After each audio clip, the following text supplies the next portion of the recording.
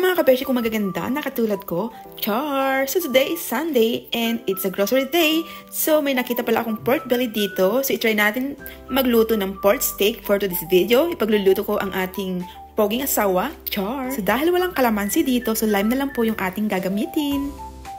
So pork belly ang aking gagamitin. Pero usually, pork chop ang ginagamit ng mga karamihan dito kapag sila ay nagluluto ng pork steak. So hinati ko lang yung ating pork belly sa dalawang hati.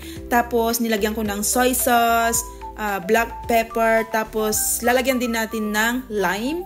So usually, ang ginagamit nila dito ng pangpaasim is kalamansi talaga, pero since na walang kalamansi dito sa bansang Amerika, pwede kayong gumamit ng lime or lemon, ganon. So bahala na kayong dumiskarte kung wala kayong makitang kalamansi dito. Kasalanan nyo yan, nagpunta-punta kayo dito sa Amerika, alam nyo namang walang kalamansi dito. Charot lang. Mamarinate lang natin ito at least 30 minutes, ganon. Ngayon, pwede na tayo magpainit ng kawali, tapos maglagay lang tayo ng napakakonting mantika. Tapos kapag mainit na po yung mantika, isi-serve lang natin itong ating pork belly. Ipa-pan fry lang natin ito over medium heat at least or about 3 minutes on each side, ganon. So itong pamamaraan ng pagluluto dito sa ating pork belly ay nag-create siya ng golden brown crust.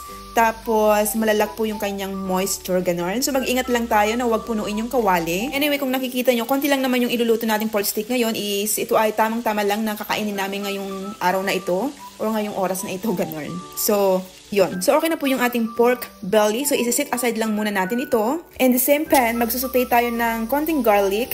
Tapos, onions. Ayan. And then, isabi na natin yung bilog-bilog na onions na ginayat natin. Ito ay para sa ating toppings. So, ayan, kung nakikita nyo, isi-set aside ko muna itong bilog-bilog na sinutay natin. So, ngayon, ibabalik ko itong pork belly na pinan-fried natin kanina. Ilagay natin itong marinade, tapos magdagdag tayo ng soy sauce kung kinakailangan. Tapos, naglagay din pala ako ng tubig at konting oyster sauce, tapos black pepper. And then, pakuluan lang natin ito about 40 minutes, ganun. Tapos, dapat mahinang apoy lang yung ating kalan. So, naglagay lang ako dyan ng kalahating Knorr cubes, pandagdag lasa din yan.